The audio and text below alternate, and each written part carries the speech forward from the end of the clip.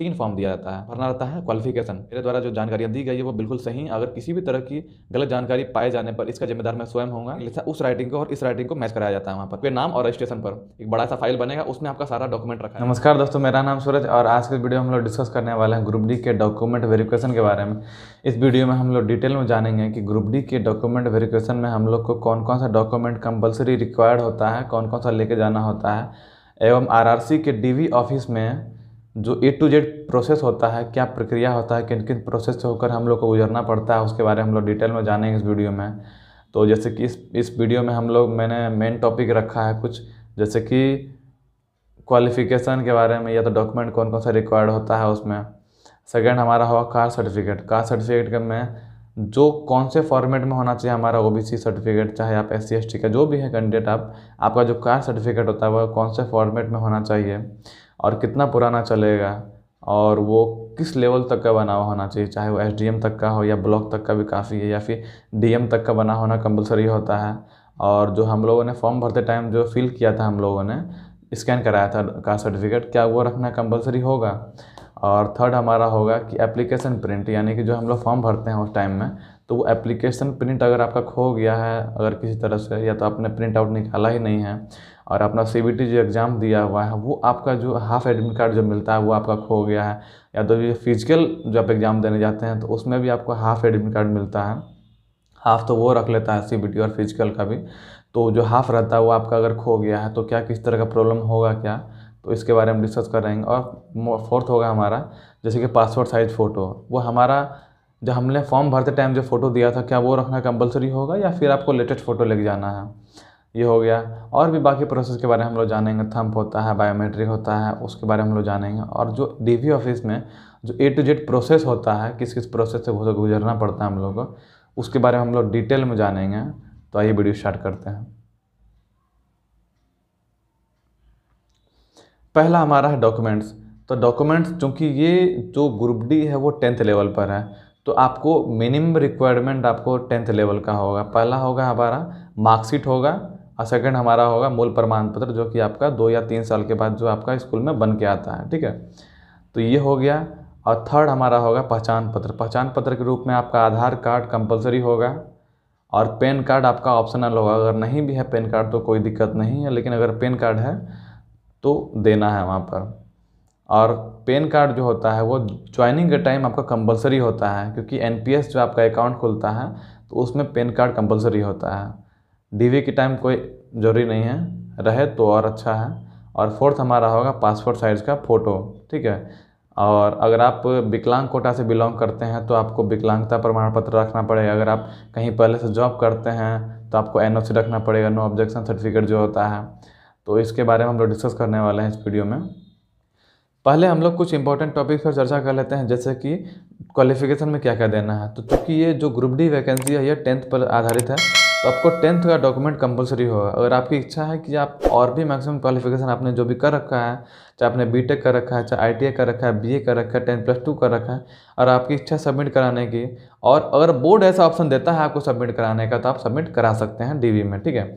चूँकि सारे बोर्ड ऐसा ऑप्शन नहीं देते हैं, जैसे कि मेरा बोर्ड जो RRC चेन्नई, इसमें ऑप्शन ऐसा नहीं दिया गया था। बहुत सारे लोग थे जो कि ITI भी दे रखे थे, फॉर्म भरते टाइम ITI दे रखे थे, कुछ लोगों ने BA दे रखा था, कुछ लोगों ने BTech दे रखा था, कुछ लोगों ने 10+2 दे रखा था।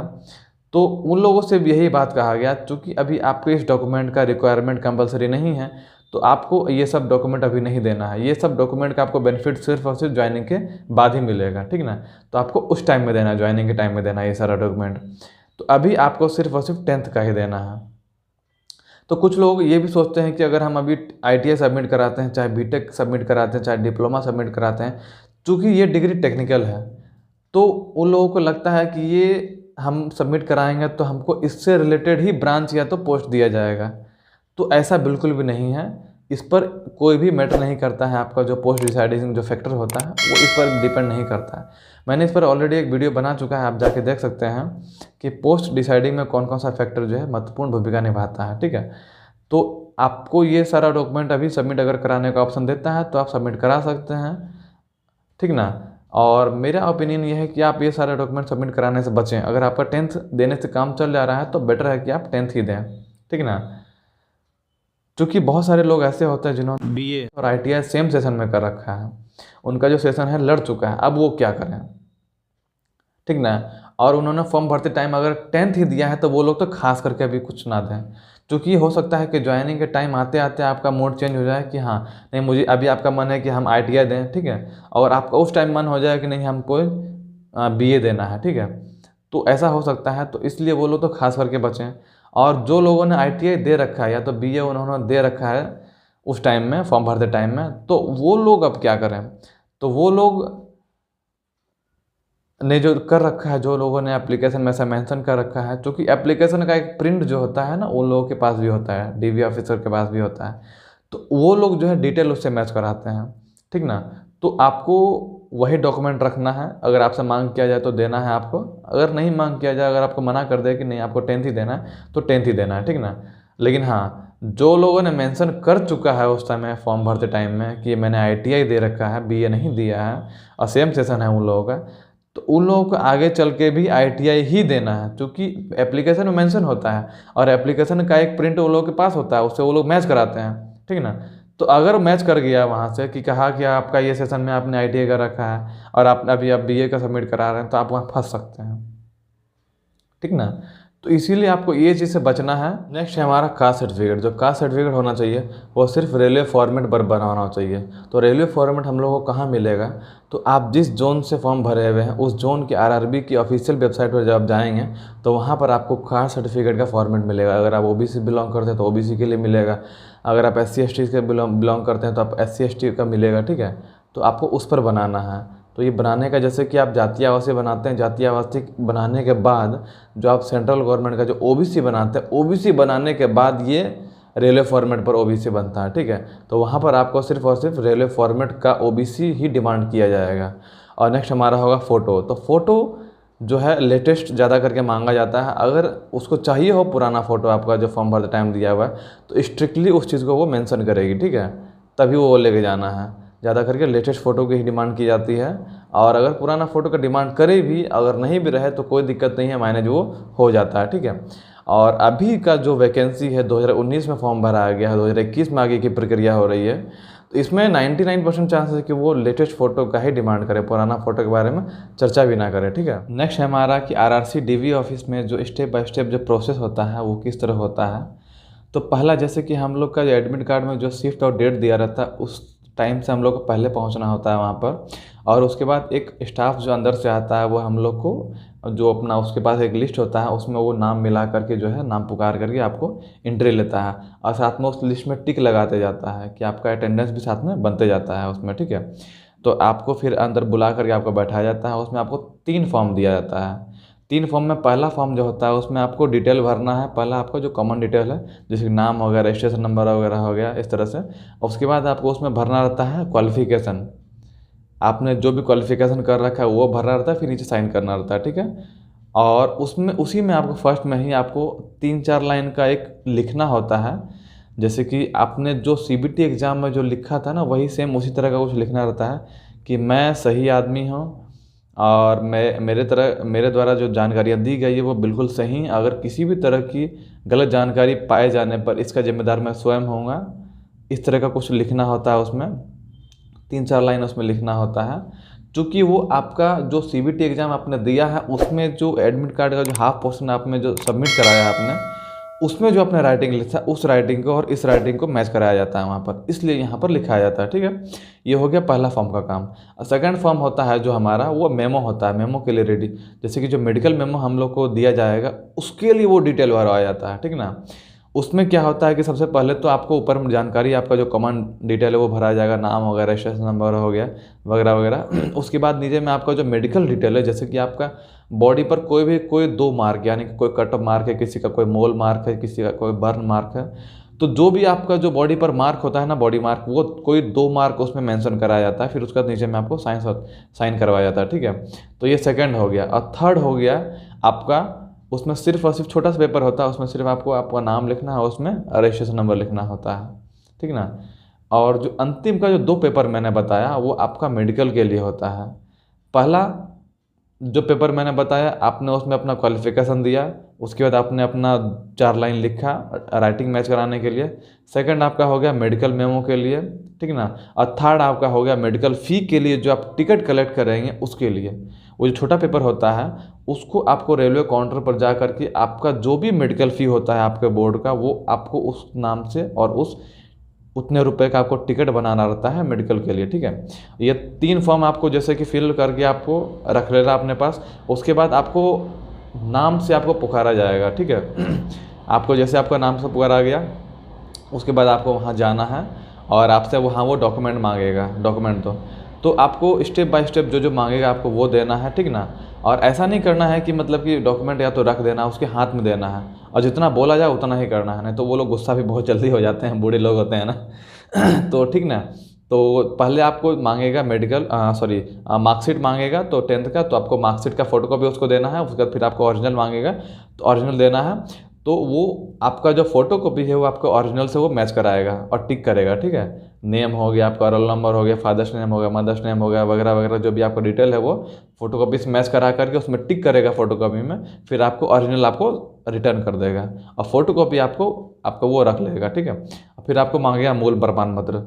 तो मूल प्रमाण पत्र का भी फोटोकॉपी और ओरिजिनल दोनों मांगेगा और आपको देना है। उसके बाद वो आपका मूल प्रमाण पत्र के ओरिजिनल से फोटोकॉपी में जो डिटेल दिया गया है वो आपको मैच कराएगा, फिर टिक करके उसको रख लेगा। फिर आपका आधार कार्ड हो गया, इसी तरह होगा। फिर आपका पैन कार्ड हो गया, इसी तरह होगा। फिर आपका ओबीसी मांगेगा। तो ओबीसी कौन सा, तो भैया वो रेलवे फॉर्मेट वाला ओबीसी ही वहाँ देना है। आपका जो ओबीसी बना हुआ है सेंट्रल गवर्नमेंट का, जैसे जाति आवासीय बनाने में जो ओबीसी बनता है ना, वो वहाँ नहीं देना, उसका कोई ज़रूरत नहीं है वहाँ पर। जो आपका ओबीसी बनने के बाद जो रेलवे फॉर्मेट पर आपने जो ओबीसी बनाया है वो आपको वहाँ देना है। उसका फोटोकॉपी देना, ओरिजिनल भी नहीं। वो आपका ओरिजिनल देख करके वहाँ फोटोकॉपी में टिक कर लेगा, फिर आपका वो फोटोकॉपी वहाँ रख लेगा, ठीक है। और जो फ़ोटो होगा, फ़ोटो अगर मांगेगा तो वहाँ देना है। और आपने जो 3 फॉर्म फिल करके रखा है वो तीनों फॉर्म को आपको वहाँ फ़िलहाल सबमिट करना है, ठीक ना। और उसमें आपने जो पहला फॉर्म दे रखा था उसमें आपका राइटिंग मैच कराया जाएगा, क्योंकि उनके पास आपका वो तीनों डिटेल होता है। जब आपने फॉर्म भरा था वो एप्लीकेशन प्रिंट जो होगा वो भी उनके पास होगा, और आपने जो सीबीटी एग्ज़ाम दिया था उसका जो हाफ एडमिट कार्ड का पोर्शन आपने जो सबमिट किया था वो भी उनके पास होगा। और आपने जो फिजिकल जो आप एग्ज़ाम देने गए थे उस टाइम में जो आपने हाफ एडमिट कार्ड का सर्टिफिकेट जो आपने जो सबमिट किया था वो भी उनके पास होगा। उनके पास तीनों होगा डिटेल में, ठीक है। तो उसमें आपका जो पहला जो आपने फॉर्म भरा उसमें से आपका राइटिंग मैच कराया जाएगा। राइटिंग सही रहा, ओके चलो ठीक है। उसके बाद आपका बॉडी मार्क मैच कराया जाएगा। जो भी आपने 2 मेंशन किया हुआ है उसमें कि आपका जो बॉडी मार्क है, जैसे कट मार्क है या तो मोल मार्क है या तो बर्न मार्क है, जो भी मार्क है आपका बॉडी का, तो वो 2 मार्क आपका मैच कराया जाएगा। उसके बाद आपका थंब मैच कराया जाएगा। थंब कैसे, तो आपने जो सीबीटी एग्ज़ाम दिया है और फिजिकल एग्ज़ाम दिया, दोनों में आपका थंब है। और उसके बाद अभी जो आपने जो अति क्या सबमिट किया अभी आपने फॉर्म भर के, उसमें भी आपका थंब है। और एक्स्ट्रा भी वो थंब लगाएगा, ठीक है। 2-3 जगह आपका थंब कराया जाएगा। तो उससे एक बूढ़ा आदमी बैठा होगा जो कि अभिवर्धक कान, जो कि बड़ा मतलब जिससे दिखता है, तो उससे आपका जो है ना मतलब कि गौर से एकदम करके पूरा वो मैच कराएगा। आपका थंब वहाँ मैच करा लिया, उसके बाद फिर बोलेगा कि चलो ओके अब आप जाके अपने सीट पर बैठ सकते हो। तो आपको वहाँ सीट पर बैठ जाना है, ठीक है। और फिर जैसे जैसे आपको पारी पारी बोलेगा आपको आने के लिए, आपको आना है। जैसे कि एक बार फिर आपको थंब लेगा, उसके बाद फिर आपका एक बायोमेट्रिक होगा। तो बायोमेट्रिक तो आपका अंतिम टाइम में होगा, ठीक ना। आपने जो मेडिकल जो आपने दिया है फॉर्म भर करके, उसमें सेकंड वाला जो पार्ट है मेडिकल के लिए, तो उसके जरिए आपका मेडिकल मेमो रेडी होगा वहाँ पर। और मेमो रेडी होने के बाद जो प्रिंट होगा उसमें आपको बुला करके पूछेगा कि देख लो तुम्हारा इस मेडिकल मेमो को किसी तरह का कुछ मिस्टेक तो नहीं ना, स्पेलिंग मिस्टेक नहीं या तो कोई डिटेल मिस्टेक तो नहीं है ना। वो आपसे वेरीफाई कर लेगा कि हाँ चलो इसमें डिटेल पूरा सही है, तो उसके बाद ओके करके उसमें आप वो मोहर मारेगा, ठीक है। मोहर मारेगा, आपसे साइन करवाएगा 2-3 जगह, उसका थंब भी लगवाएगा उसमें, और उसका 2 भाग करेगा, ठीक है। हाफ पार्ट वो रखेगा और हाफ पार्ट आपको देगा। और आपने जितना भी सारा डॉक्यूमेंट वहाँ सबमिट किया है वो सारा डॉक्यूमेंट आपके एक सेपरेट फाइल में रखा जाएगा। क्योंकि आप जब एग्ज़ाम पास कर जाते हैं तो आपके नाम से एक सेपरेट फाइल बनता है पूरा, ठीक ना। आपके नाम और रजिस्ट्रेशन पर एक बड़ा सा फाइल बनेगा, उसमें आपका सारा डॉक्यूमेंट रखा जाएगा। और वो सारा डॉक्यूमेंट आपका चल जाएगा कहाँ, तो जोनल ऑफिस में, ठीक है। तो इतना सारा आपका प्रोसेस हो गया वहाँ पर। और फाइनली जब मेमो रेडी हो जाएगा उसके बाद आप सारा प्रक्रिया से गुजर चुके हैं, तो आपको बुला करके आपको मेमो देगा, और एक जो थर्ड पेपर आपने दिया था छोटा वाला, तो वो थर्ड पेपर देगा आपको। मेडिकल ऑफिसर होगी वहाँ पर, वो आपको साइन कर देंगे कि आपको कौन से हॉस्पिटल में जाना है, कौन से आपको हेल्थ यूनिट में जाना है, ठीक है। तो आपको वेरीफाई करके वहाँ से बायोमेट्रिक ले करके फाइनल आप हो गया सब कुछ। अब आपको वहाँ से आपको भेजा जाएगा मेडिकल के लिए। तो मेडिकल में के लिए जब भेजा जाएगा तो आपको जो छोटा वाला जो पेपर दिया गया, थर्ड पेपर जैसा कि मैंने बताया, तो उसी पर आपको रेलवे टिकट पर जा कर के आपको रेलवे काउंटर पर जाकर आपको टिकट लेना है। जैसे कि मेरा जो था जोनल का, तो यहाँ 24 रुपीज़ मेडिकल फ़ी रखा गया था, जो कि एडमिट कार्ड में मेंशन था। तो हम लोगों ने रेलवे काउंटर पर जा कर के 24 रुपीज़ का एक मेडिकल फ़ी नाम से आपका एक, तो मैंने एक टिकट बनवाया और एक मेमो, 2 पेपर था जो कि हम लोग जा कर के अपने मेडिकल यूनिट में, यानी कि जहाँ हम लोग का मेडिकल टेस्ट होना था वहाँ हम लोगों ने सबमिट किया। फिर उसका तो हमारा आगे का प्रोसेस हुआ, ठीक है। तो मेरा नेक्स्ट जो वीडियो होगा ना, वो मेडिकल पर आधारित होगा कि हम लोग का ग्रुप डी में जो है कौन कौन सा मेडिकल टेस्ट होता है, उसके बारे में डिटेल होगा। अगर किसी तरह क्वेश्चन हो तो आप जो है कमेंट में मेंशन कर सकते हैं। Thanks for watching.